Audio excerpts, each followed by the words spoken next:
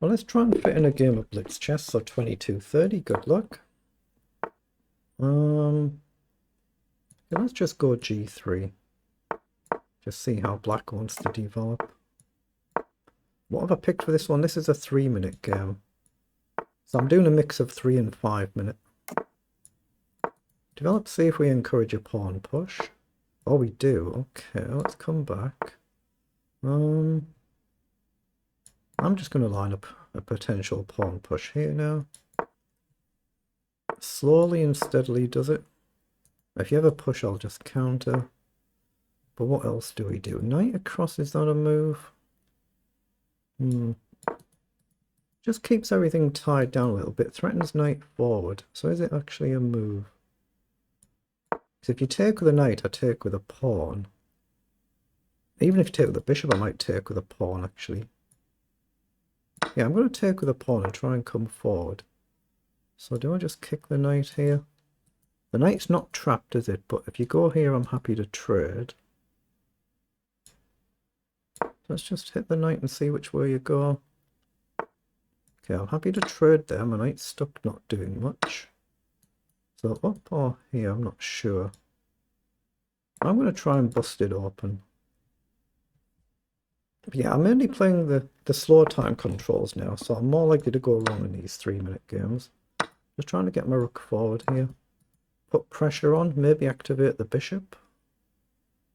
If I do this, so I'm conceding this square. Unless I've got my bishop here and I can take, then that would be quite good if I can take and plant a pawn there, but otherwise it could be a problem. Now I've got queen across, we can trade everything off. I'm not sure that's good, but there is a hanging pawn though. So I'm going to risk it and try and maybe triple stack. Oh, he's gone for it, so there is a pawn, but he gets rook at the end. But have I then got bishop in? Let's try and be the one who takes. So he's pushed forward. Haven't I got bishop up now, or do I just take? I'm going to just take and take. But I think I can take here and drop back. And try and pretend I'm guarding a pawn. Rook up could be very nice if I can pin the bishop, but I don't see how I get a second piece in to try and win the bishop, so it's probably not part of the plan. Okay.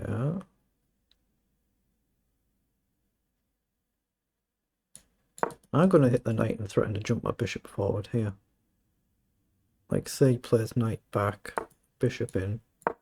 But now again I'm maybe starting to try and get forward. I've got bishop back if needed. My king's got a square now. But I don't see how I get my bishop right across. Well, I'm going to go forward, hit the knight and bishop. But how do I get my bishop in? Maybe something like this. 1, 2...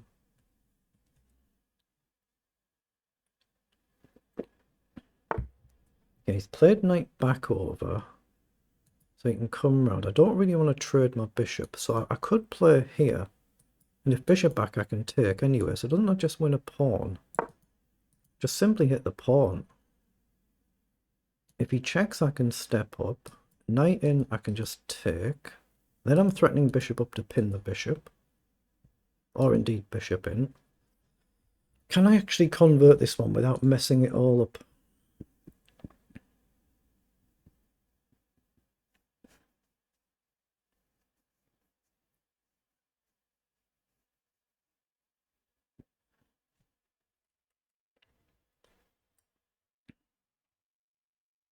I'm just adjusting my fan there. I've got a little fan heater on the desk right next to me.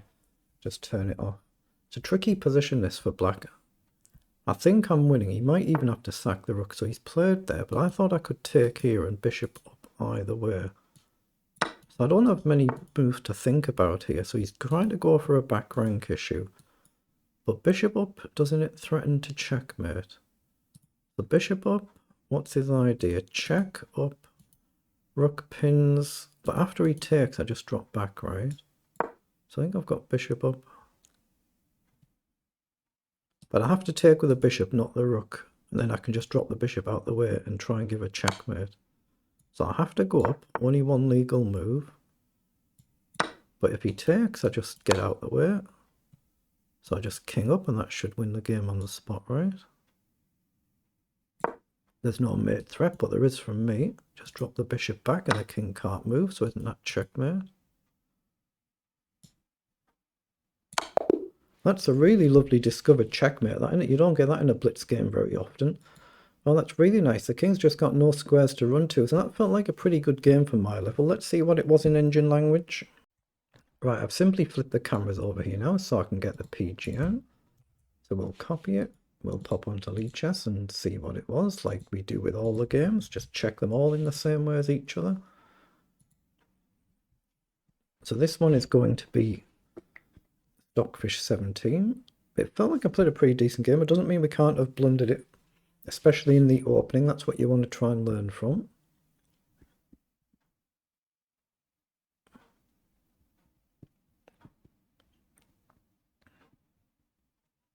Right, so we're level out of the opening. So we played the opening okay, both of us. The first, what, 12, 13, 14 moves. Then we've just gained an advantage here. Oh, we have played a good game. 95% versus 89% accuracy. CPL is 15 against 43. So we both played a pretty decent game at our level there. So the mistake was taking the knight. And we're just plus 1.2. And we've just built a gradual advantage as we've gone on. So we'll just flick through it fairly quickly. So this was all okay. We're plus 1. Should have actually taken the outer pawn, not the inner pawn. I don't know why that makes a difference. Maybe you could take this way. Whereas here, obviously, you've only really got the one choice. So that might be the difference. Yeah, you should have taken this way. Okay, that makes a difference in engine language. So that gives us an extra point. But this was all played okay. That was a mistake. And then this, we've played it pretty well. So we've got the bishop and the rook forward, and we coordinate the pieces. And we found a really nice checkmate here. So you've got to play pawn forward here, and it avoids the checkmate because the bishop can only cover one diagonal. So you've got to play h6, but we're still plus 7.3 better.